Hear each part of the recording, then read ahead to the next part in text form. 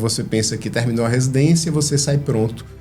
Mas nunca você está sempre em aprendizagem. Essa aprendizagem contínua, né? É contínua, diária. Hoje a residência, ela não tem espaço mais para assédio, para nenhum tipo de agressão ali pelo residente. E na minha época, não foi muito tempo atrás, a gente via aquilo como algo natural, inclusive na cabeça de alguns preceptores como algo necessário. Um cirurgião bem formado, ele vai chamar a atenção, vai ter bom resultado e o próprio sistema vai selecionando ele. Mas realmente, com o aumento no número de instituições de ensino superior em medicina, houve um aumento no número de médicos formandos, né? E houve aumento de número de vagas de residência, mas não foi proporcional. Sim. Então você vai ter um sobrenadante aí, natural. E fica aquela polêmica, a gente quer saber, cirurgião bariátrico aí, vai ter espaço ou vai ser dominado por caneta?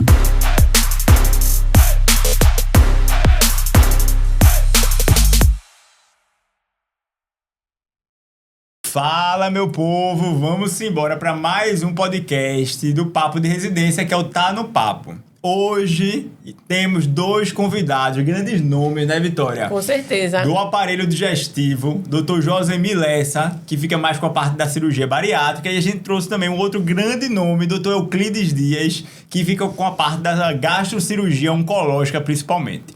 E aí a gente vai trocar uma ideia aqui, bem tranquila, do que você vai trilhar na sua carreira se você quiser ser um cirurgião do aparelho digestivo, não é isso? Isso, exatamente. Dr. Euclides, que é cirurgião geral e digestivo pelo HC, também professor adjunto do Hospital das Clínicas e cirurgião do Grupo Rico, e Dr. Josemi Lessa, que é cirurgião geral pelo HGV, fez bariátrica no HC, também é professor da Unicap, staff da Santa Casa e sócio do Grupo Nexo de Cirurgia Bariátrica.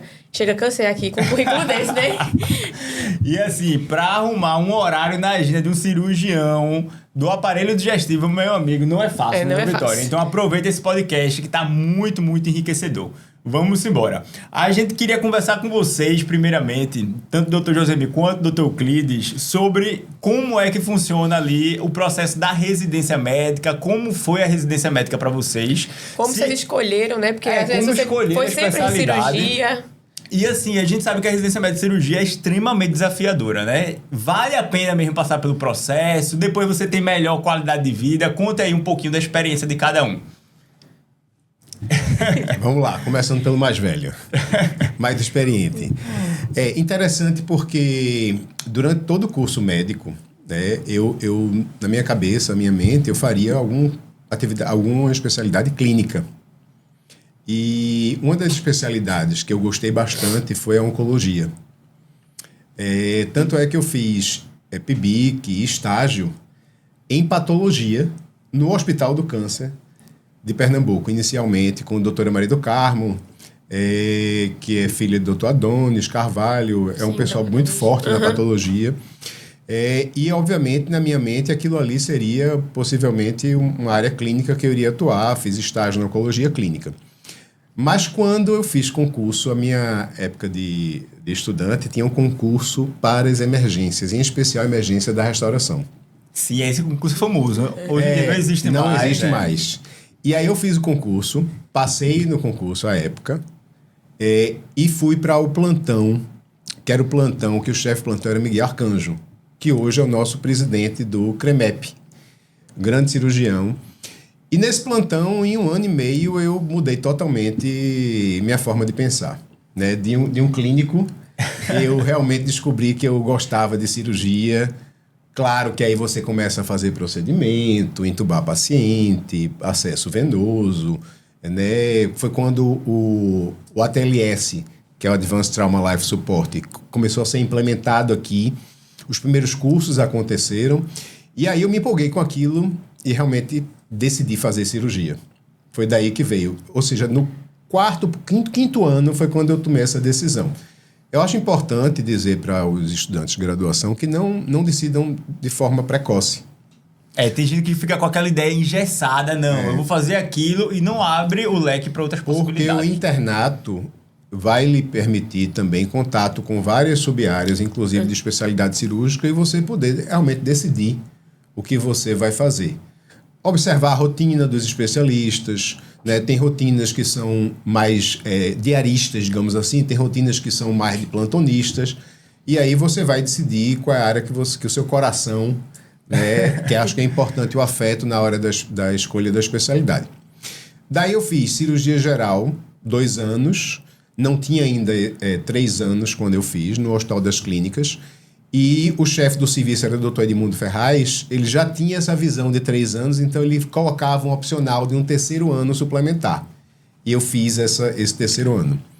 Depois de mais 2 anos, outra prova para a cirurgia do aparelho digestivo, e aí depois que termina, aí que começa a formação, né? Você pensa que terminou a residência, você sai pronto, mas nunca você está sempre em aprendizagem. Essa aprendizagem contínua, né? É contínua, diária, e aí vem cursos de especialização. Me aprofundei muito em cirurgia minimamente invasiva, cirurgia laparoscópica, vários cursos, depois a formação na robótica, que são 2 áreas que eu gosto bastante, e sempre voltado para a cirurgia oncológica do aparelho digestivo.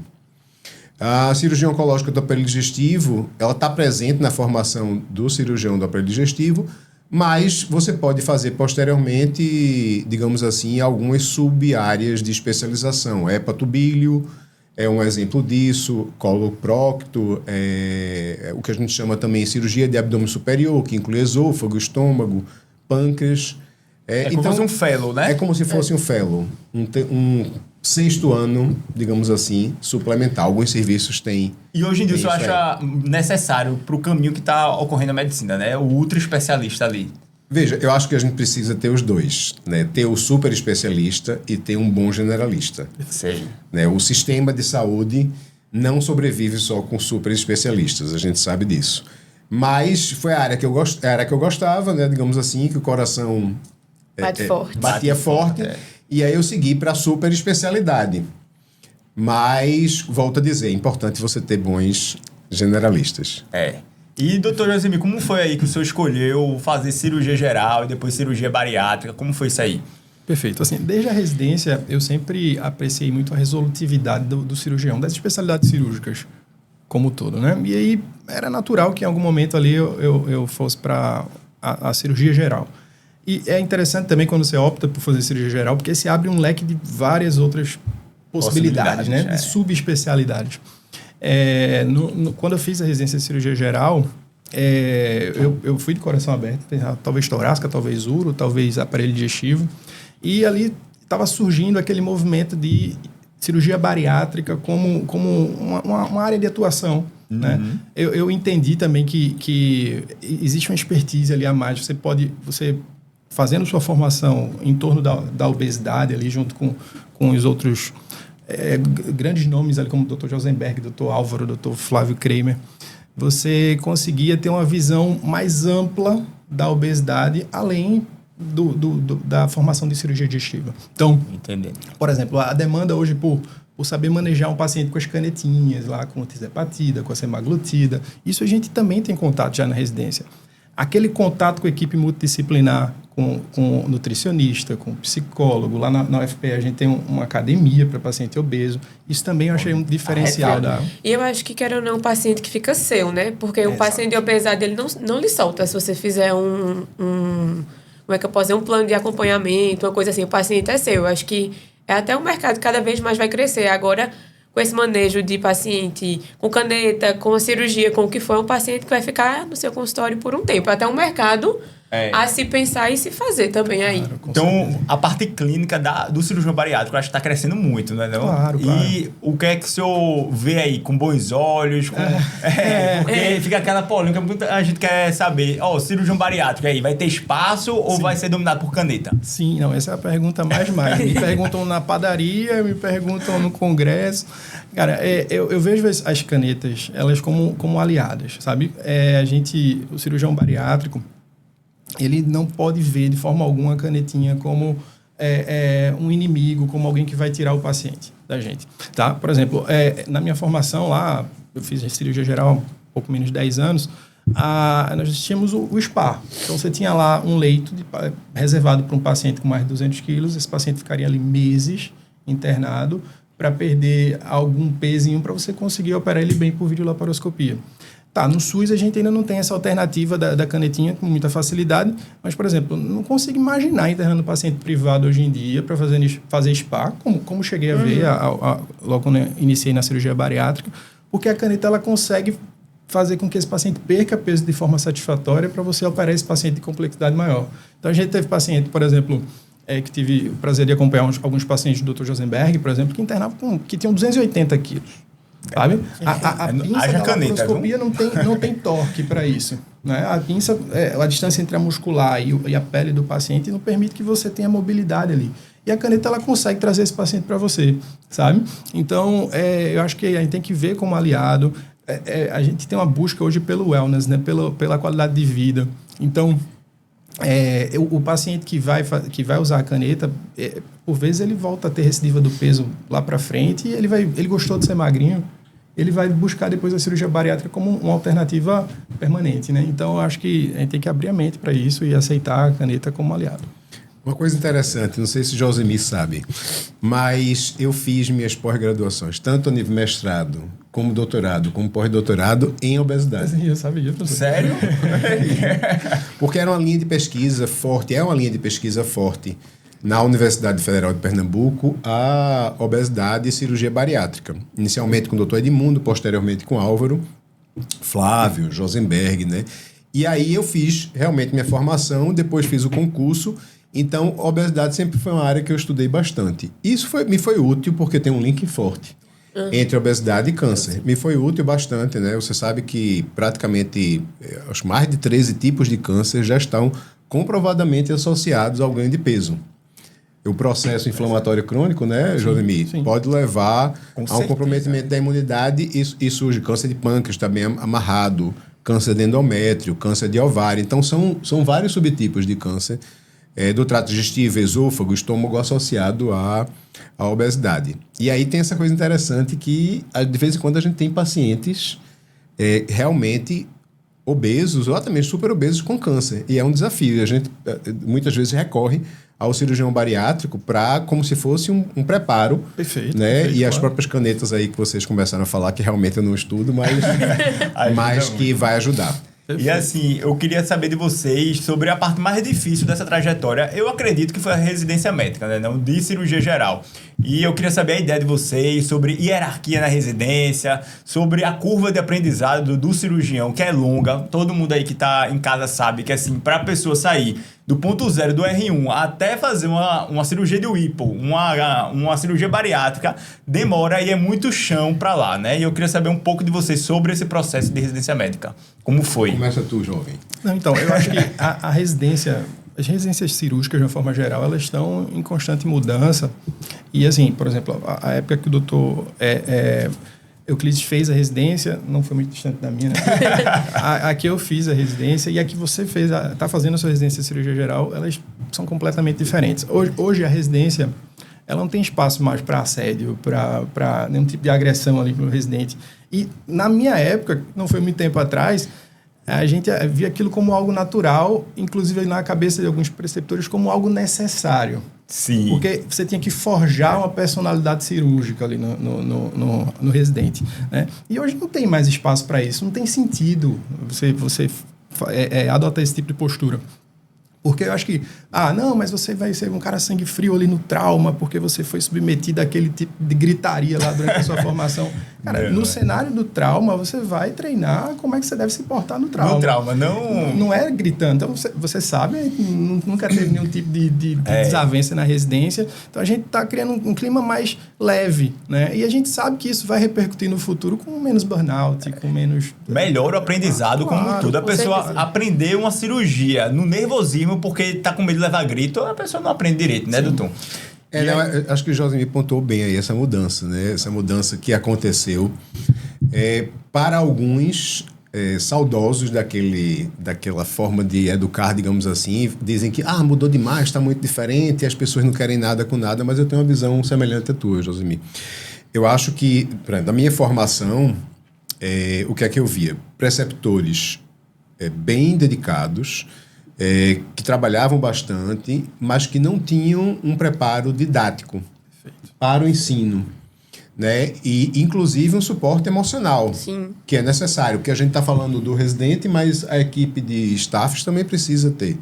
E hoje a gente tem esse olhar mais cuidadoso. Então, assim, cuidar de quem ensina, cuidar de quem aprende, né? É importante você dizer isso. E coisas que realmente no passado eram aceitáveis, como você gritar contra a pessoa, você xingar, você expulsar, e aquilo ali era tido como esperado para aquela formação, não cabe mais, graças a Deus. Né? Da mesma forma como várias questões, como racismo, homofobia, que não tem mais espaço. Perfeito. Né? Nas residências, e que são temas que sempre são trazidos à tona quando ocorrem alguns eventos mais problemáticos. Eu acho que a formação da residência necessita ela ser realmente, da cirurgia, ser lenta, e ser cuidadosa, digamos, ter um programa progressivo. Não dá para você pegar um residente do primeiro ano e colocar ele para procedimentos complexos. Você tem que gradualmente, né, você já tem hoje dividido no programa de residência quais são os procedimentos que o R1 vai aprender, o R2, o R3, o residente digestivo, isso já está bem estabelecido. Né? E você precisa garantir que isso aconteça, né, para poder também a pessoa progredir. A formação do cirurgião é longa. É longa. Tem coisa que, por exemplo, eu só realizei há 3, 4 anos atrás. Aí você diz, professor, o quê? Exemplo prático. Gastoduodenopancreatectomia por via robótica. Por via robótica, né? Aí, digamos assim, é o mais complexo do complexo. Por que é tão demorado esse aprendizado? Primeiro que a cirurgia robótica no Brasil não tem tanto tempo, né? Eu comecei em 2019. Minha formação. E aí eu fui para praticamente todos os procedimentos, só que o último desafio, depois da esofagectomia, era gastoduodenopancreatectomia cefálica, porque tem toda uma ressecção e uma reconstrução. A gente está falando de uma cirurgia que dura 9, 10 horas. Então é praticamente uma manhã para você ressecar e uma tarde para você reconstruir o trato gastrointestinal. E que a robótica permite. Mas aí você precisa ter treinamento para isso. E esse treinamento é longo. Precisa ter N. Então, você está falando de uma pessoa de 53 anos, que já tem 30 anos de formado, e que precisou todo esse tempo para... Claro que, assim, se você coloca isso dentro da residência...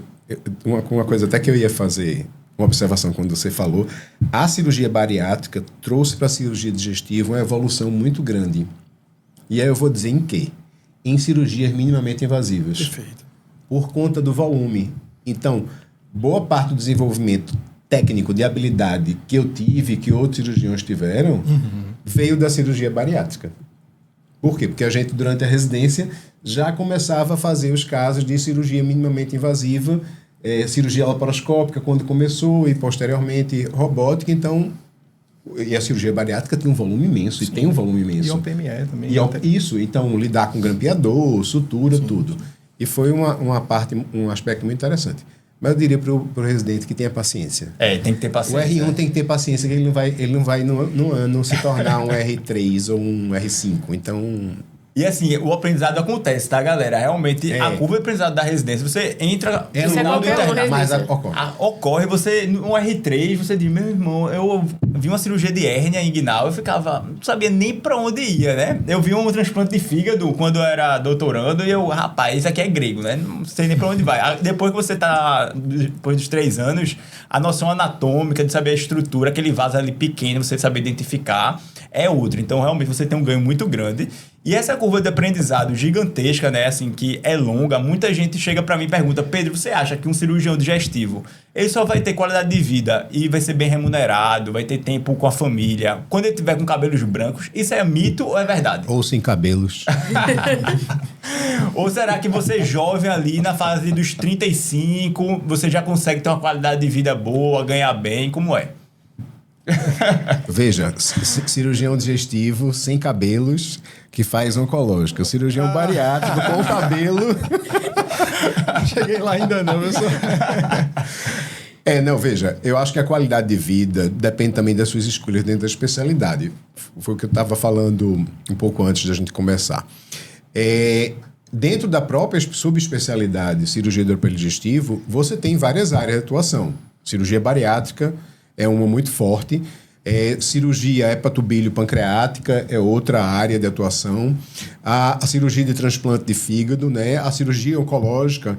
Então, você tem aí sub-áreas que a sua qualidade de vida pode ser melhor ou pior, porque os pós-operatórios, as complexidades, a sua disponibilidade de horário. Então, tem cirurgião que consegue se organizar para operar as cirurgias eletivas, mais no começo da semana, e ter um final de semana mais livre. Né? E, dependendo da cirurgia, você passa vários finais de semana com o paciente internado, porque tem cirurgias que o paciente fica 2, 3 semanas internado e você vai precisar assistir esse paciente. Então, essa qualidade de vida depende dessas escolhas que você faz na sub... Eu sou um desses que vai, muitas vezes, no final de semana, ele alguns finais de semana, evoluir pacientes. Veja, você trabalha com equipe, é importantíssimo o valor da equipe. Né? Eu acho que ninguém consegue fazer uma boa assistência sozinho, em qualquer sub-área cirúrgica, mas em especial nas cirurgias mais complexas, até porque você pode precisar de segunda opinião. Eu não opero, por exemplo, uma cirurgia com um cirurgião que não saiba fazer a mesma cirurgia que eu. Por quê? Porque se eu tiver dúvida durante o ato cirúrgico, eu vou ter que pedir ajuda a ele e ele vai me ajudar. Então, você precisa ter essa sensibilidade para ter uma equipe adequada. Exatamente. Não é você sozinho. Você tem que ter um primeiro auxiliar muito bom, um segundo auxiliar muito bom. Um exemplo bem prático, assim. A cirurgia robótica. Na prática, Josemir sabe disso bem, opera o cirurgião no console e um auxiliar em campo cirúrgico e uma instrumentadora. Muitas equipes dispensam o segundo auxiliar cirúrgico, que é uma prática, uma rotina. Mas em cirurgias complexas, eu prefiro ter sempre a disponibilidade dos dois. Por quê? Porque você pode precisar, tanto no console como dentro do campo, um cirurgião com habilidade diferente ou para tentar algo diferente para poder dar certo. E se você precisar converter, você tem que ter uma equipe completa. Sempre que você vai para uma cirurgia minimamente invasiva, você tem a possibilidade de conversão. Então, é importante ter essa equipe completa. Uma dúvida que eu tenho, de quanto tempo para cá, porque assim, para quem não sabe, o Dr. Euclides, ele é muito forte também no ambiente particular, né? No ambiente fora privado. do SUS, privado, exatamente. E aí, com quanto tempo um cirurgião, em média, ele vai conseguir construir o nome para que ele consiga ter uma demanda de cirurgia no particular, até mesmo complexa, né? Porque o senhor não só opera baixa complexidade no particular, o senhor opera cirurgia complexa no particular. Eu vou aproveitar teu gancho e vou perguntar assim, que são 2 etapas, eu acho que os dois estão. Como é esse começo do cirurgião até chegar na fase que o senhor hoje está aí de vida consegue privada? Esse volume, como é essa transição? Josemir quer começar? Começa aqui, tu faz. Não, eu acho que a cirurgia da obesidade, ela de certa forma tem um privilégio em você conseguir fazer um nome no mercado de forma mais rápida, porque os pacientes eles se retroalimentam. Então você opera lá uma senhora de 50 e poucos anos e daqui a 2 anos você está operando a filha dela, porque geneticamente ela está predisposta a ser obesa também, que vai indicar uma amiga, que vai botar lá na rede social que foi muito legal, que aquele cirurgião te atendeu bem e que vai indicar outra pessoa. E aí se cria ali um leque, sabe, de outros pacientes que vão ser atraídos para você. E aí, de certa forma, diferente, por exemplo, da cirurgia oncológica, que o paciente ali, às vezes, está no curso da doença terminal ou numa idade mais avançada. É difícil que você crie essa referência de um paciente atraindo o outro. Né? E aí, de certa forma, respondendo objetivamente essa pergunta, quanto tempo em média ali, eu acredito que nos primeiros 10 anos você consegue construir algum nome e ter um consultório... Que se retroalimenta. Que se retroalimenta, exatamente. Além de que o paciente da obesidade, ele é um paciente que ele se torna seu filho, tá? No bom sentido, porque o paciente que tem assiduidade no tratamento, ele vai vir anualmente depois da cirurgia para fazer uma consulta, para você pedir uma endoscopia, um ultrassom, fazer um check-up, ver como é que estão as vitaminas ali. Então, também isso gera um volume de consultório interessante, tá? Infelizmente, a gente ainda... especialmente aqui em Recife, a gente está muito ligado a convênio, tá? A cirurgia bariátrica, ela é estratégica para o convênio. Aquele valor que ele investe ali, ele vai reaver em poucos anos, porque esse paciente vai ter menos problema no joelho, ele vai infartar menos, ele vai ter menos AVC. Então, a gente está muito ligado a convênio, tá? O que para alguns pode ser um ponto negativo, mas por outro não. Assim, eu acho que também isso pode ser positivo no começo da carreira, porque você consegue ter atrair de forma passivo ali aqueles pacientes que não tem dono. Né? Isso daí aí, para o começo da carreira, é muito bom. Exatamente. E o senhor, o que é que... Eu acho que talvez eu possa falar um pouquinho da minha trajetória, porque aí dá para ter uma ideia de como funciona, né? Eu acho que se termina a cirurgia geral e cirurgia do aparelho digestivo, de uma forma geral, o que tem para você de trabalho, de oferta, são plantões. Plantão de grandes emergências públicas e plantão de emergências privadas. E também os sobreavisos em alguns hospitais privados, grupos e tudo mais. Então, no começo, você não tem uma demanda espontânea sua. Você trabalha muito ligado aos serviços. No plantão, no Sistema Único de Saúde, você é remunerado como plantonista. Nos plantões de emergência privada também, no sobreaviso, depende da sua produção. Como o Josemir colocou, fortemente, convênio é o que você vai ter. E aí você começa, habitualmente, um consultório e diferente da bariátrica, porque tem a questão do volume, no consultório você vai receber esses pacientes egressos das emergências e um paciente bem atendido chama outro. Porque, por exemplo, você operou uma pessoa de uma apendicite. Né? Quando tiver outra pessoa da família dela com apendicite, vai dizer, doutor fulano me operou, foi ótimo, perfeito, sim. Vamos procurar ele. A mesma coisa para a colestectomia, que são os dois procedimentos, digamos assim, de emergência mais frequentes, né? E relativamente às hérnias. Então, o consultório, no começo, ele meio que se alimenta das emergências. Entendi. Uma outra coisa importante é o network. Com outras especialidades, no caso de Josemir, eu acho que fortemente endocrinologistas, né? Sem dúvida, fortemente. No caso do cirurgião que vai fazer mais geral e digestiva, o gastroenterologista. Porque o gastroenterologista, ele recebe muitas vezes o paciente com queixas e aí ele identifica patologias cirúrgicas. A cólica biliar, por exemplo, é muito frequente no consultório de gastroenterologia. Refluxo gastroesofágico encaminha para o cirurgião. Então, esse network com o gastroenterologista é importante para esse consultório. E aí, o câncer. Como é que o câncer está nessa história? Veja, o câncer vai chegar no gastroenterologista, vai chegar no clínico, vai chegar na emergência, vai chegar no oncologista, mas para você realmente se tornar referência, de uma forma geral, diferente da bariátrica, que obviamente o volume é grande, então um paciente caminha outro, você tem, digamos assim, um histórico. Porque a gente sabe que, em especial, alguns tumores do trato gastrointestinal, o próprio leigo já sabe que a mortalidade é alta. E tem um impacto da sobrevida. Então, habitualmente, quem trabalha com câncer digestivo hoje, como é o meu caso, a gente está ligado a um serviço de referência de oncologia. E aí tem um tumor board, que é uma reunião com os oncologistas e os cirurgiões para discutir os casos. Os pacientes vão procurar informação na internet também. E aí o seu nome fica entrando como uma referência. E essa referência é um pouco mais demorada. Porque você precisa mostrar resultado ao longo de muitos anos. Isso é verdade. Né? Tipo, você opera, sei lá, um paciente de câncer por semana, mas aí vai ter um bom resultado no paciente de câncer coloretal. Começa a ter um bom resultado nos pacientes de câncer gástrico, de câncer esofágico, de câncer de pâncreas. E aí vai, ao longo dos anos, fazendo um nome. Então, é um pouco mais demorado. Não, e assim, eu diria mesmo... que aí, digamos, em torno de 10 anos, José me colocou, eu diria que a partir de 15, 20 anos. 15 a 20 anos, né? Seria um pouquinho mais... Vai para a segunda década por ali exemplo, de pós-formado, né? Como eu conheci Dr. Euclides de nome, né? Eu não conhecia e aí eu era doutorando do RHP ali na UTI. E aí teve um paciente que se operou uma cirurgia de UIPO por robótica, né? E internou lá no pós-operatório na UTI. Aí beleza, né? Chegou lá, a intensivista do caso, ela falou, esse paciente do Dr. Euclides, ele é muito bom, não sei o quê. Então, eu que estava de fora ali, era doutorando, já sabia então que ele era muito bom, né? Isso daí...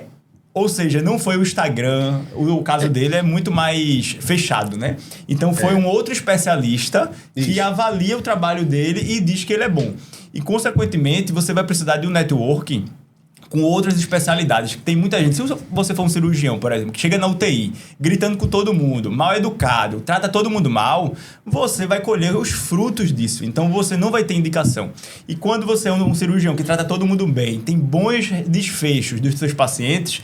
em questão de tempo, você vai ser um dos maiores referências daquela especialidade e que a gente vê muito que tem cirurgião digestivo que não sai de plantão até hoje. Tá com a sua idade e é dando plantão e não conseguiu fazer nada. Não sabe se relacionar, né? Sabe se relacionar. Mas tem isso você falou, você deu a fotografia, né? Essa coisa da relação intra-hospitalar que eu não tinha citado, que a gente não tinha citado, é muito importante. A relação com os colegas do restante do clínico, tem cirurgião que trata clínico mal. O clínico sabe de nada, não sei. Tu falou como conheceu ele.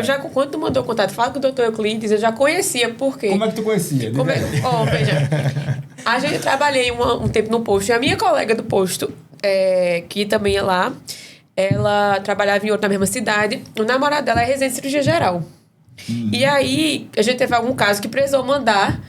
E eu acho que ele chegou a conversar com o senhor alguma coisa assim. Tanto é que hoje eu tô aqui, ó com quem eu tô. Aí eu avisei ela, vem, mentira que você vai gravar com ele, que todo mundo sabe. E uma coisa que eu acho também, essa parte de network, já que a residência tá mudando tudo, a gente grava muito os mestres que a gente tem na residência. Então, quando você é um preceptor bom, que tá ali com seus alunos e tudo mais, eu acho que você indica também. Então, hoje... Sempre que tem alguma coisa assim, ela vai, mande para Dr. Euclides, você sabe quem é. Se você tem um residente bom e você também é um bom preceptor, eu acho que seu aluno também lhe indica, sem pensar duas vezes. O sucesso vem para a pessoa que é uma boa pessoa e que ela também profissionalmente é boa. Então, assim, se a pessoa for uma pessoa de mau caráter, uma pessoa chata, introspectiva, essa pessoa também vai colher isso, infelizmente. O que é que vocês acham disso? Dessa parte de network, de... Não, eu quero também dizer como eu conheci o Dr. Euclides. O Dr. Euclides foi meu professor na faculdade, apesar de dizer que não foi. Mentira, gente, estudamos juntos. Mas já que o momento é de homenagem aqui, eu quero falar também que ele foi meu professor e eu tenho excelentes lembranças de um grupo de estudo que a gente tinha lá no IMIP sobre cirurgia. Eu lembro muito bem do Dr. Euclides falando sobre exame físico ali das hérnias inguinais e enfim, isso me marcou, professor. Isso foi minha primeira referência em hérnia. Veja que coisa. Mas, enfim. Mas porque é aquilo que a gente fala, né? Toda trajetória, se você for puxar direitinho porque aquela pessoa teve sucesso, você vai ver que tem características incomuns e uma dessas é a relação interpessoal. E tem muita gente que fala, network, eu vou ficar indo para congresso, vou ficar indo pagando curso de não sei quem para ter network. Não. Network, na minha visão, é o dia a dia. É a sutil arte de ser útil. Então, o que é network? É você ser útil para outra pessoa. Então, se você só vai pedir aquela pessoa, você nunca vai ter um network. Agora, se você for um residente bom e que você é útil para um preceptor seu, ou seja, você avalia o paciente dele, dá o feedback, tá ali direto, trabalhando, ajudando, esse seu staff, esse seu preceptor, vai ser grato a você e, consequentemente, vai lhe dar portas de oportunidade. E eu acho que quando isso vem muito genuinamente, eu acredito que, querendo ou não... Sim. Também existe eu acho que eu vejo também dois caminhos, né? A gente vê que você tem que estar ali presente, ajudar os preceptores e tudo mais, mas quando isso é genuíno, porque eu acho que também essa parte de precisa estar em congresso, precisa estar em tal coisa, as pessoas estão querendo comprar, às vezes, uma coisa que não é delas. E isso também conta. Exato. O paciente percebe, o preceptor percebe, eu acho que isso também... Sim, você tocou num ponto importante. Tem que ser sentido, visto, né, observado de forma genuína. Genuína. E assim, por exemplo, como é uma especialidade que também tem uma curva de aprendizado longa, você é dependente de uma pessoa lhe ajudar para você aprender cirurgias, né? E quando o conhecimento humano, ele só vem de uma forma, acesso, né? Então, acesso, ou você compra por aquele conhecimento, você paga, ou você serve alguém. Então, muitas vezes na cirurgia, você não vai pagar por aquele conhecimento, você vai servir alguém, vai aprender, você vai ajudar e, consequentemente, você vai aprender e também vai ter seu sucesso, não é verdade? Não, com certeza. Agora vou também rasgar uma cedinha aqui para o grupo da cirurgia bariátrica de Pernambuco, né?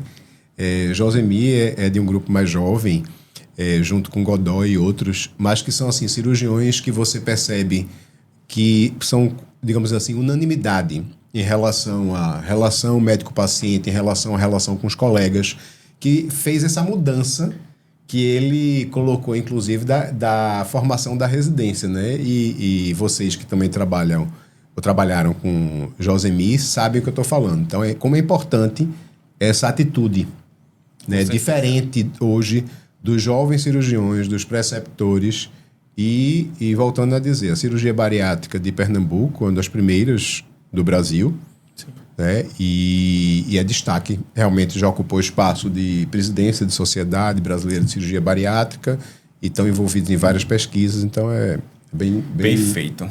E aí, aproveitando o gancho agora, falando de bariátrica, de cirurgia, vamos a parte que o povo quer saber que é dinheiro. É mercado de trabalho. Mercado de trabalho, falou que tem um plantão e tal. E A quanto gente- remunera, né? A gente gosta, pessoal, de perguntas indelicadas mesmo, tá entendendo? Então a gente vai perguntar aqui, porque esse podcast tem...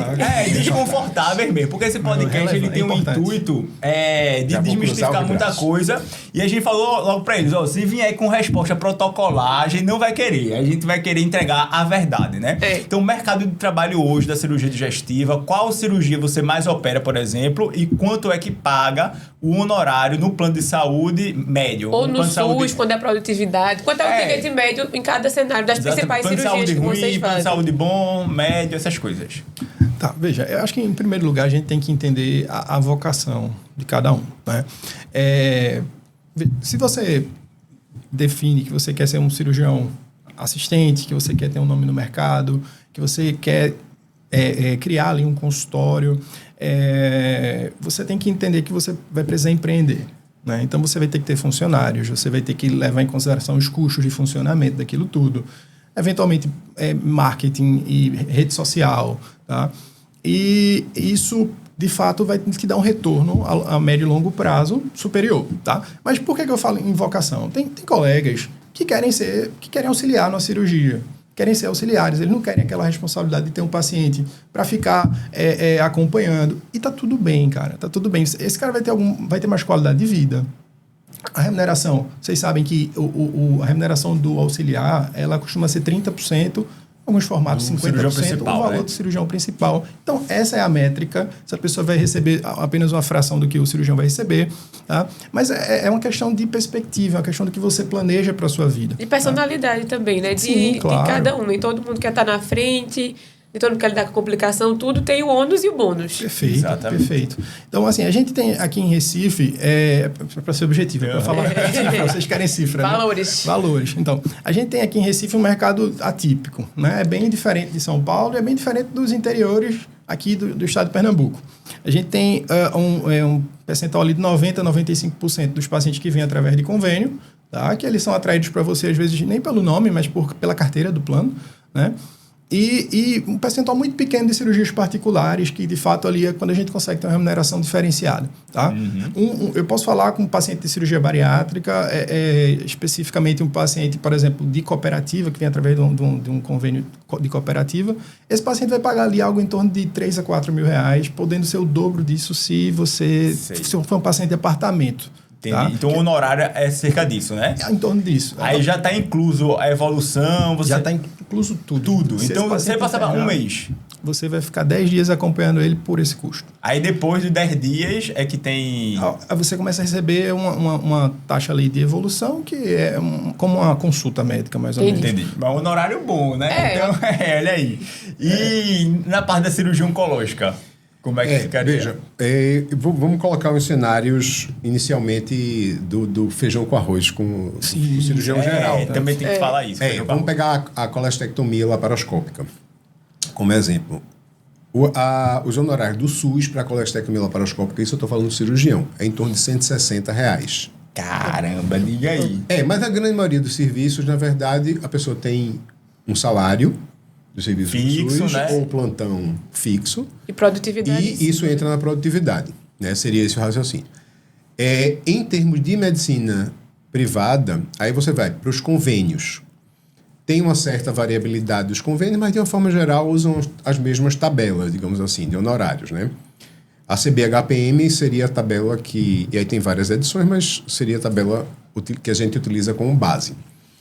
Uma colestectomia de um plano mais simples, digamos assim, o honorário do cirurgião para enfermaria fica em torno de R$800 a R$1.100. O honorário de apartamento fica entre R$1.200 e R$1.700, R$1.800. Seria esse para uma colestectomia. E aí, se for para uma cirurgia oncológica, que aí é mais complexa, tem ressecção, digamos assim, tem linfadenectomia, ressecção linfonodos, reconstrução, fica de honorário entre R$4.500, R$7.000, R$7.500 a média. A média, né? de honorário para o cirurgião, e aí aquilo que o Josimir falou, tem os 30% do auxiliar e do primeiro auxiliar, e tem o percentual também do segundo auxiliar.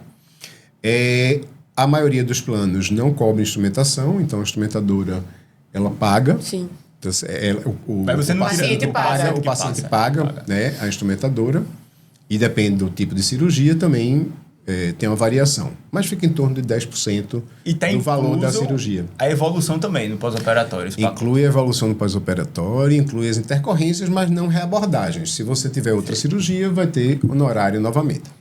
E existe um percentual pequeno, realmente, de pacientes privados, em especial para procedimentos mais complexos, e centros mais diferenciados, que aí você pode realmente cobrar, e de uma forma geral as pessoas cobram, honorário particular.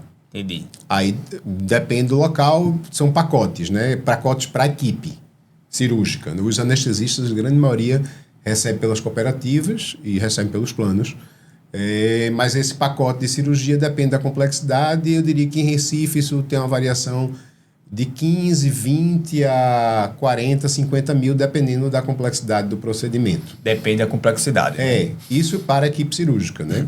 Esse valor você vai dividir para o resto da equipe e tal. Pelos especialistas. Se você for para, por exemplo, estados como São Paulo e tem uma outra referência, esses valores podem ser bem maiores. Né? A gente sabe que... 4 a 5 vezes os valores que eu falei, né? Depende da referência. E tem muito mais a ver com nome, respaldo, aquela história toda que a gente sabe, né? Então, assim, pessoal, o que eu acredito é isso. Se você realmente gosta de cirurgia, faça, porque você vai ser bem remunerado e com certo tempo você também vai ter uma qualidade de vida boa, Você vai poder escolher, né? Eu acho que depois de um tempo você tem poder de escolha. Acho que a qualidade de vida vai muito do poder de escolha. Existe um movimento também do mercado, assim, de verticalização, né? Então, hoje você tem também o hospital, que ele também é dono da carteira do plano, e ele restringe a uma equipe, e aquela equipe de referência de bariátrica, de oncológica. Isso também cria um modelo de mercado que, às vezes, a remuneração ela cai um pouco, mas você vai ganhar no volume, porque todos os pacientes daquele convênio vão ser direcionados para você. Sim. Então, existe uma tendência a acontecer nos principais hospitais da cidade. Tá? E aí o mercado também tem se movimentado nesse sentido, e está restringindo a menos nomes ali, mas você está ligado a um hospital, a uma marca, né? Isso que Josimir falou é importante. A realidade que ele viveu e que eu vivi está modificando. Dentro do processo, a gente tinha aqui praticamente famílias que tinham hospitais na cidade do Recife, principalmente hospitais privados, que atendiam os convênios. E isso mudou. Hoje a gente tem um grande grupo, uma grande corporação que comprou a maioria dos hospitais na cidade, e o único hospital que ficou de fora foi o Hospital Português, pela forma como ele é administrado. Isso muda para o cirurgião, Veja, não é que muda para o cirurgião, muda para isso que Josimir falou, das relações entre o hospital ou a empresa que administra o hospital e os convênios e prestadores de serviço. Essa verticalização, um maior exemplo de verticalização que a gente tem a cooperativa, a própria Unimed. Sim. É um exemplo bem... Então, você administra de forma mais eficaz, eficiente os custos. Alguns convênios realmente verticalizaram com alguns hospitais e redes, e isso também modifica essa questão da remuneração. O que eu diria é o seguinte, eu acho que hoje, para quem está iniciando, a dificuldade talvez seja um pouco maior por uma questão mesmo de negócio. Vou dar um exemplo bem prático. Um exemplo bem prático disso. O valor de honorário de uma consulta de um bom plano de saúde é em torno de 100, 110, 120 reais. Neste modelo, nessa mudança de modelo ou a verticalização de todos aqueles usuários do plano vão ser obrigados a ser atendidos naquele hospital, eles fecham pequenos grupos e negociam com honorários mais baixos. Entendi. Por exemplo, a 80 reais. Estou entendendo. Chega até a 50 reais. Chega até um formato de ser por hora, né? Paga por hora de atendimento. Então, assim, tem coisas acontecendo que talvez torne... Talvez não. Eu acho que irá tornar esse início mais desafiador do que foi a minha época.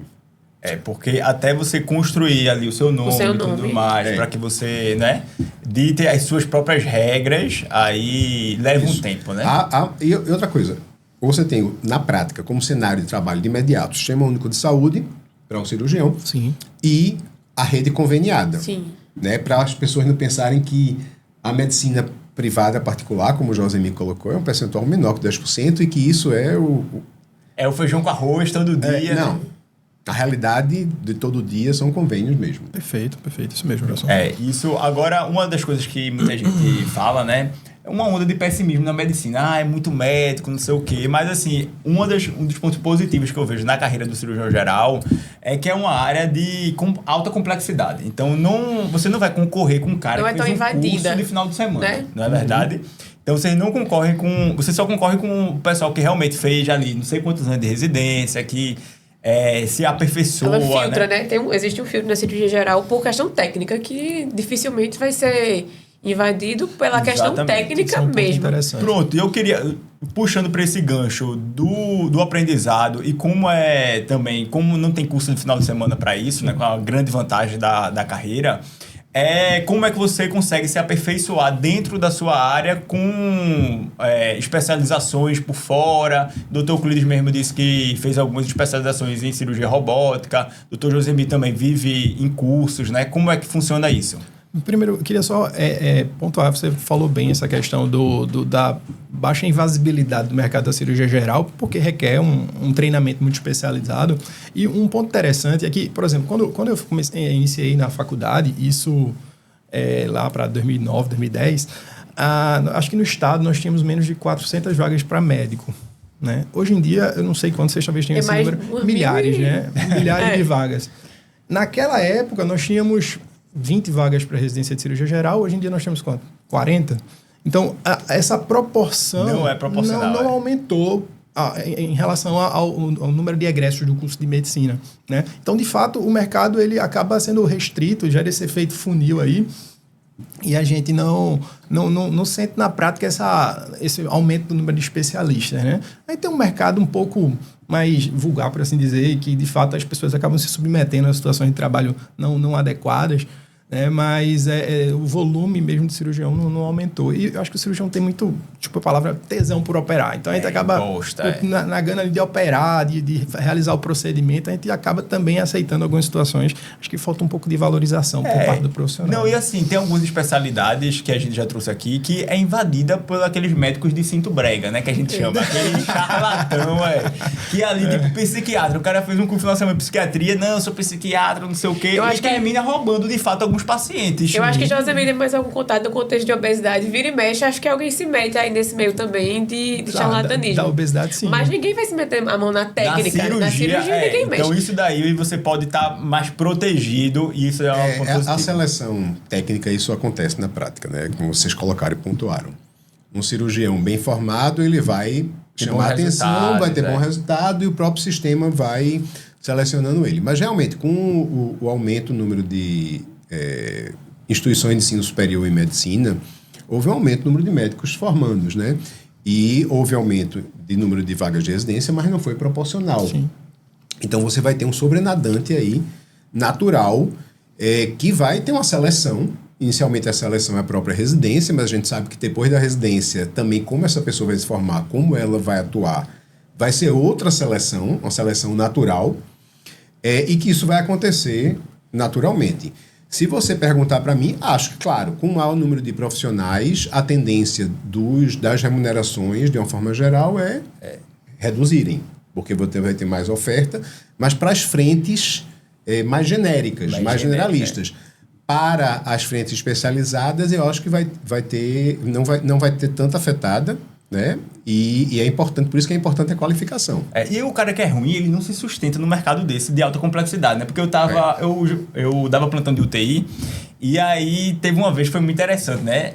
chegou um pós-operatório, foi um hospital público, e chegou um pós-operatório de um determinado cirurgião. Aí a técnica já disse, e vixe, chegou daquele cirurgião mão podre.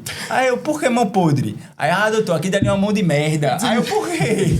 Aí ela disse, toda a cirurgia dele complica, a gente fica aqui na UTI até tarde da noite, de madrugada, porque nada dá certo pra ele, não sei o quê. Então, assim, se você não for bom, tecnicamente, esqueça que você também vai... Essa seleção é uma seleção natural. É natural, né? Impressionante. Vai acontecer e todas as áreas, né? Na verdade, a gente está falando da área de medicina, mas em qualquer outra área também acontece. Porque muita gente vê no Instagram e acha que agora o negócio não é marketing. Não é. Então, o melhor marketing é o melhor produto. Se você entregar o melhor para o seu paciente... Isso, com certeza. Porque não sustenta. O boca a boca Porque se o paciente vai atrás de você pelo marketing mal feito e depois não se sustenta, isso ali, o boca a boca é o boca a boca contrário também, viu? Ele existe. Sim. Se o paciente queimar você... Pode ter até um bom inicial, porque você investiu em marketing e tal, mas não vai se manter ao longo do tempo. Eu sempre falo isso. O marketing de Instagram, ele pode até botar o paciente na sua cadeira, né? Na cadeira do seu consultório, na sua frente. Mas dali em diante, meu amigo, se você não for competente...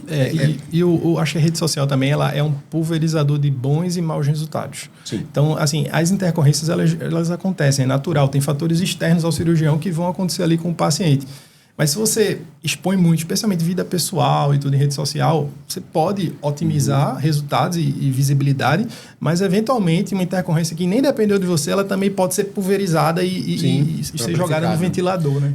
Eu acho que obviamente, os conselhos regionais de medicina trabalham, né, essa questão. A maioria tem a CODAME, que seria um local onde essa questão ético-profissional é ditada, né? E com a resolução nova entrou a mídia digital e as mídias digitais de uma forma geral, mas a gente tem que ser cuidadoso. Acho que a melhor forma de utilizar é informando. Né? Se você disser, não, como o médico pode fazer... o seu trabalho de Instagram. Eu acho que informando os pacientes, informação com qualidade, informação realmente com respaldo científico, né? E claro, ele vai estar colocando a sua imagem, mas de credibilidade. Né? Mostrar resultado, como o Josemi colocou, às vezes eu sou aí, obviamente, os pacientes também sentem como meio apelativo. É apelativo. Né? Mas a questão da informação, eu acho que é legal. Eu não tenho Instagram profissional. Né? Inclusive, alguns colegas mais jovens perguntam, professor, por que o senhor não faz o seu Instagram? Ou professor, por que o senhor não faz o site? Porque doutor fulano de tal, da USP, não sei da onde, tem. Eu disse, olha, tu estás querendo que eu trabalhe mais do que eu trabalho? Porque se vier mais paciente, o senhor não vai ter condições. E assim, veja, eu acho que assim, você trabalha aquilo que você almeja. Né? Se você quer trabalhar... De domingo a domingo, de 7 da manhã e 7 da noite, ou de 7 da manhã e 10 da noite, você consegue. Então, o Instagram, eu acho que ele pode ser bem utilizado, mas mais com intuito informativo. Como está se fazendo aqui, né, um podcast para depois publicar, e com esse objetivo de informar as pessoas, de ajudar as pessoas. Eu acho que é esse o ponto.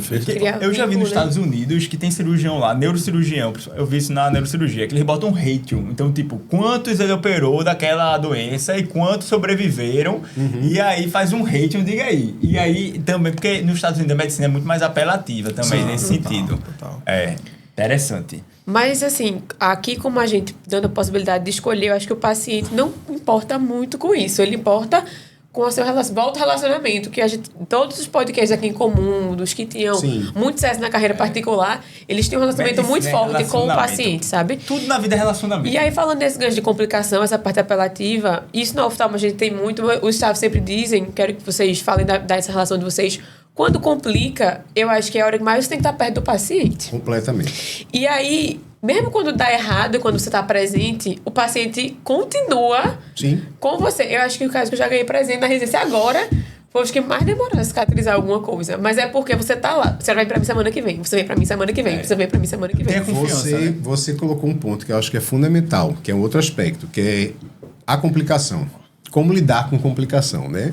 A gente é preparado para lidar com sucesso, mas a gente não é preparado. O livro só ensina sucesso, né? Mas você vai observando os seus staffs ou os exemplos, né? E é isso que você falou.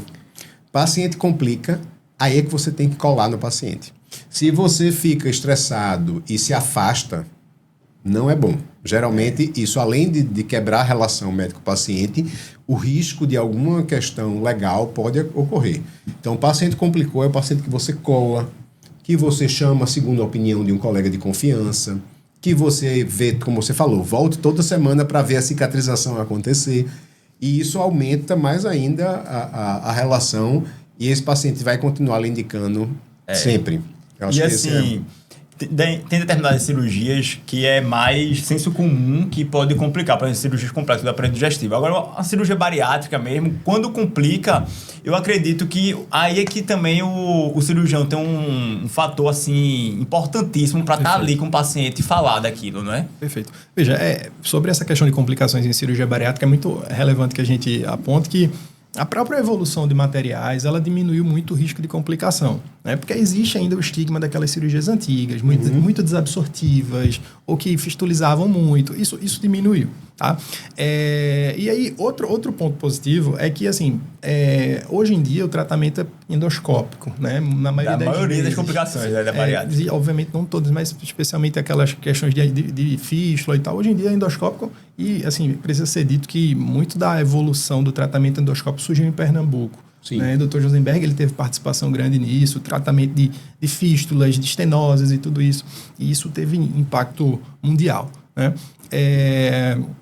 Mas quando acontece, né? Aconteceu lá a complicação. E de fato, como vocês apontaram, quando a gente tem uma reoperação por um sangramento ou uma complicação tardia, você fica, meu Deus do céu, esse paciente aí não vai querer olhar mais para minha cara, não sei o que, você tá lá todo dia vendo o cara.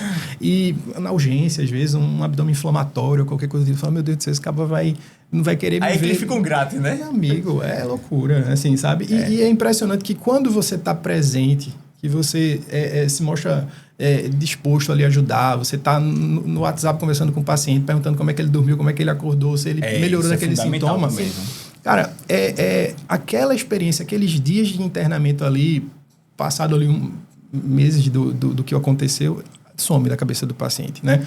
É diferente da experiência traumática dele. Além de ter passado pelo problema, ele foi desassistido. Outra pessoa assumiu o caso dele, porque ele aí sim vai gerar um sentimento muito ruim, assim, que ele vai passar para outras pessoas. Que não deu muita importância. E todos os cirurgiões que eu conheço, bem-sucedidos, todos eles, assim, 24 horas... Disponíveis. Um negócio impressionante, sim. né? Mas esse é um grande diferencial. É o grande diferencial. Para o bem e para o mal, para a dificuldade, para a facilidade e para a dificuldade. Perfeito. Então, assim, teve uma paciente recente, assim, que a gente operou e... foi uma complicação tardia de uma cirurgia bariátrica aberta e tal, mas a gente peguei no sobreaviso por acaso, a gente ajudou lá a paciente. E aí ela ficou um tempo internada, tinha algum grau de contaminação na cavidade, com dreno, todo aquele estigma do dreno também. E ela falou, doutor, nunca mais eu quero passar na frente do hospital. Não sei o que. Eu falei, pô, eu entendo e tal, mas vamos lá. Aí teve alta, voltou no consultório, aí eu falei, e aí, aquela experiência, o que é que fica na tua mente aí? Ela falou, não, doutor, passou e tal, a sua equipe tornou isso mais tranquilo, mais confortável para mim. Eu quero fazer, inclusive, minha plástica reparadora. Pô, interessante, né? Assim, a capacidade da mente humana também de apagar ali aquela experiência negativa. Mas, sem dúvida, a presença do cirurgião, quando acontece esse tipo de coisa, muda tudo. Muito importante, né? E assim, a gente já está chegando no final do nosso podcast. Eu queria fazer um bate-bola aí com vocês de algumas perguntas que a gente separou aqui, não foi, Vitória? Uhum. Que a gente vai querer, por exemplo, perguntar... primeiro, quem foi aí um grande professor que você teve na carreira para homenagear, assim, quem pegou na sua mão e que lhe ajudou? Porque a gente sabe que na cirurgia você precisa ter uma pessoa ali para ajudar. Não é? Então, teve essa pessoa ou foram... Você colocou agora a saia justíssima. Mas, digamos assim, hoje, quem foi que lhe ensinou a operar a técnica de hoje, uma GDP? Você aprendeu com quem a operar uma GDP robótica? Não, GDP robótica aí já foi realmente outra. Mas assim, o que eu posso dizer? Tem alguns mestres da época da residência que eu acho que é importante a gente salientar. Falar alguns, porque o próprio Edmundo Machado Ferraz... Famosíssimo. Ele faleceu. Que foi meu professor. Eu trabalhei muitos anos com ele, inclusive na medicina privada, eu ajudava ele já no final.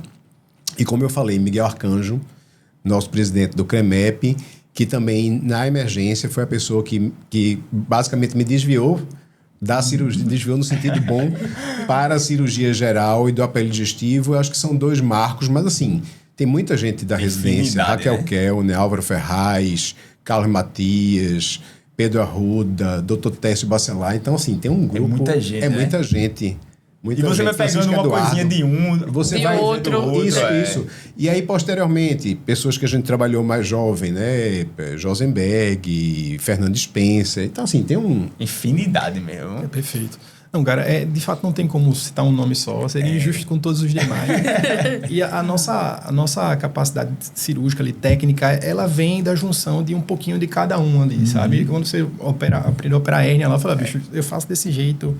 Pedro Gonzaga foi de outro. Pronto, eu opero muito parecido com o senhor Hernia até hoje. Obrigado. Porque foi o primeiro que pegou na minha mão, né? Então, assim, a sua técnica, ela vai ser um pouco do que você absorveu de melhor de cada um, tá? Mas, assim, objetivamente, como a gente precisa ser aqui, eu preciso agradecer ao Dr. Josenberg Campos, que, para mim, é como me ensinou a operar o bypass gástrico, como eu faço, o sleeve gástrico, como eu faço, a condução do paciente em consultório.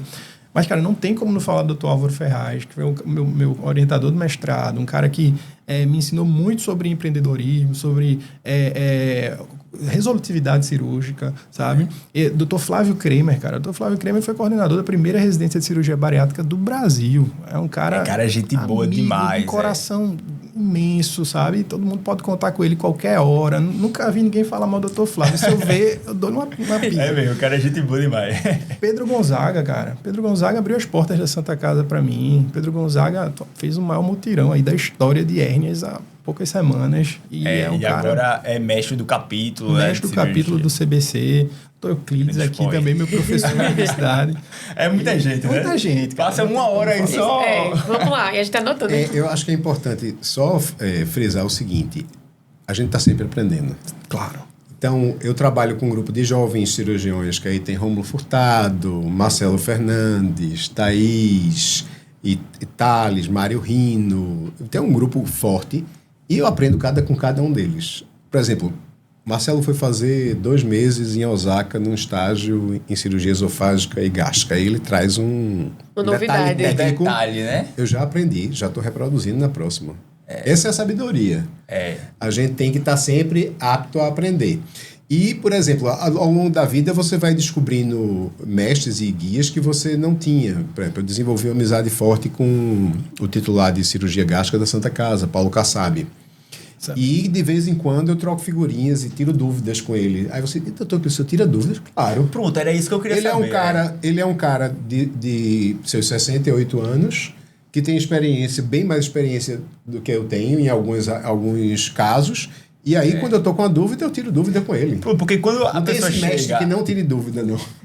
Porque quando a pessoa chega num nível, assim, que já tá... Porque quando você chega num nível de experiência muito alto, você vai ter pouca gente ali pra você pedir um socorro, né? Mas sempre tem, né? Tem. Cuidado quando você achar que não tem. Aí é porque a soberba já subiu a cabeça.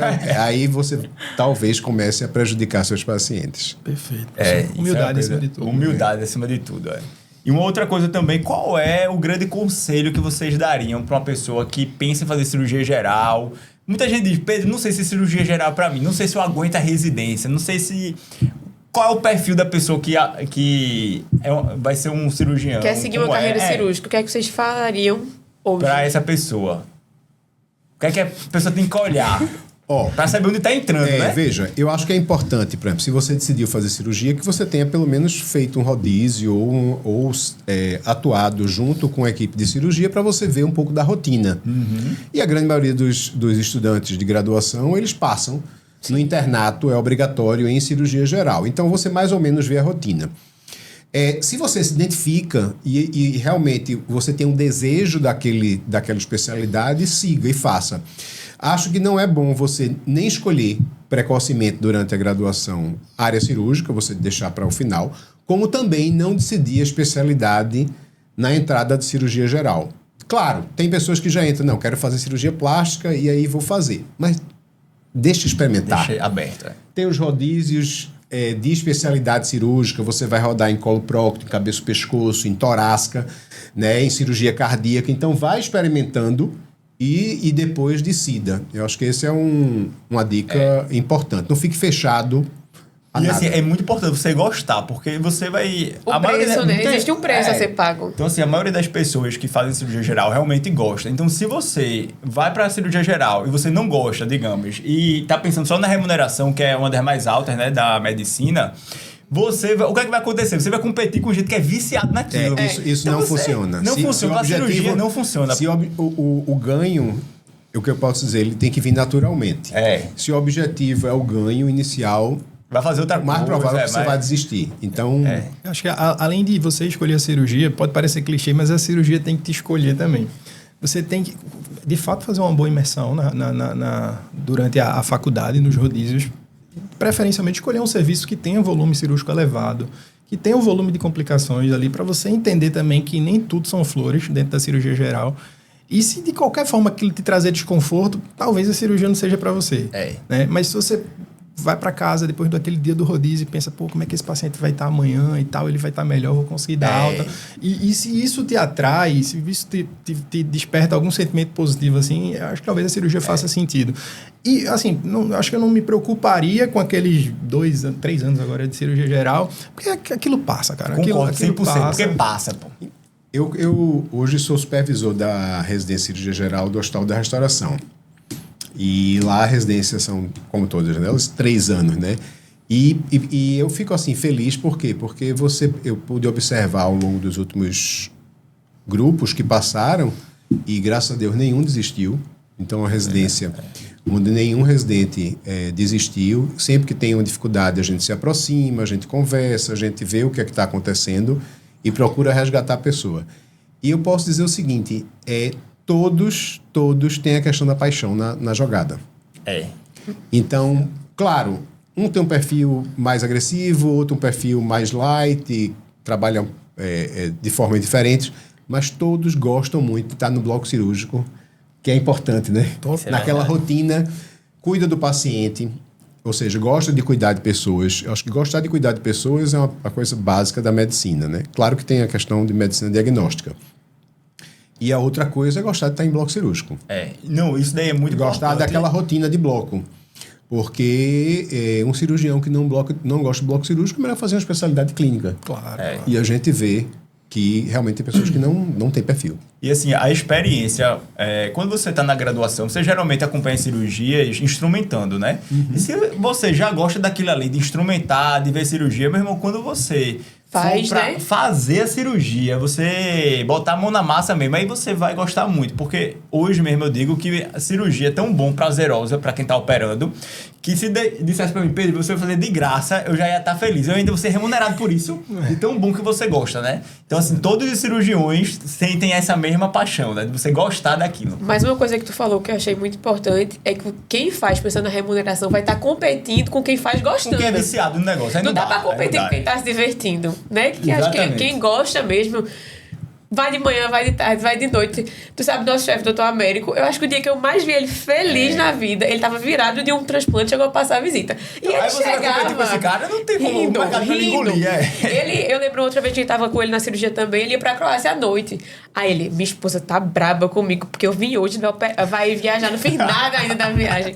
Então, assim, é muito difícil competir um cara desse. O cara presta aí pra Croácia. Mas ele tava lá de manhã, fazendo collab com a gente.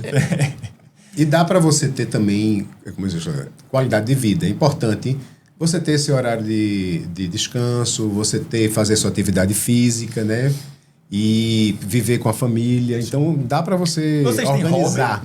Vocês têm hobby? O que é que vocês fazem aí quando não estão no hospital? O que é que vocês fazem? Veja, meu hobby, se você perguntar, restaurante e vinho. Olha aí, esse hobby é bom, viu? Sabe viver. Taurino. Sabe viver. Taurino. Então, você vai me encontrar na sexta noite, sábado e às vezes, possivelmente no almoço domingo em algum restaurante da cidade. Mas assim, claro, faço academia, faço caminhada, tenho as minhas... Já fui judoca há um tempo atrás, né? Dá pra viajar? Dá. Se organiza, dá. Final de semana. Tem uma equipe, amigo. Não, veja, dá para viajar. Como eu disse a você, não quando você opera cirurgia complexa. De uma forma geral, por exemplo, eu já sei que vou tirar férias 15 dias, eu divido 15. eu 3 semanas antes eu já evito cirurgias complexas.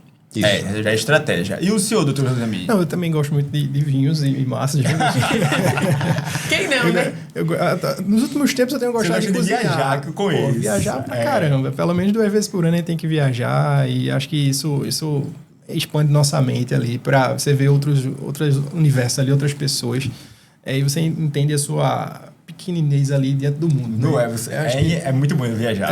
Mas eu também tenho gostado de cozinhar nos últimos tempos. Massas. Que ótimo, inclusive. É só convidar que a gente vai. Né? Me convide também, que eu gosto. Eu posso levar o vinho. Boa. Vamos fazer esse encontro aí, vai ser legal. Queria agradecer a vocês pela disponibilidade, sempre muito solícitos desde o primeiro contato, né, Pedro? E a gente sabe que conseguir um horáriozinho na agenda deles é apertado, não é fácil. E eu queria agradecer de verdade por vocês terem vindo aqui e conversado com a gente sobre cirurgia geral, com uma carreira excelente. Muita gente com uma onda de pessimismo, de medicina tá ruim, não sei o que tá ruim, tudo tá ruim. E a gente trazendo pessoas para vocês verem de sucesso, faz total diferença. Eu gostaria de agradecer o convite, né? Foi um momento excelente.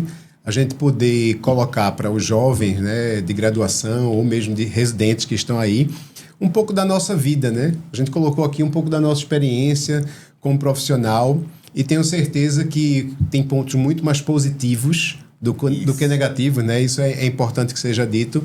E venham, se você gosta de cirurgia, venha fazer a especialidade. Se você gosta de cirurgia digestiva, faça a especialidade e pode procurar a gente, que a gente ajuda também. Perfeito. Isso mesmo. Queria parabenizar vocês, né? Acho que o Papo de Residência tem revolucionado aí o preparo para a residência, não é porque eu estou aqui na frente de vocês. Eu costumo comentar isso ali lá na residência e com os estudantes.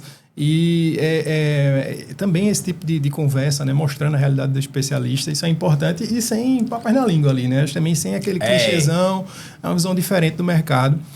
Continuo à disposição. Se alguém tiver dúvida aí sobre a especialidade, pode seguir no Instagram, pode perguntar, mandar mensagem lá no direct que a gente responde sempre que possível, tá? E obrigado pelo convite. Muito obrigado e até a próxima. E até o próximo podcast, gente. Até mais.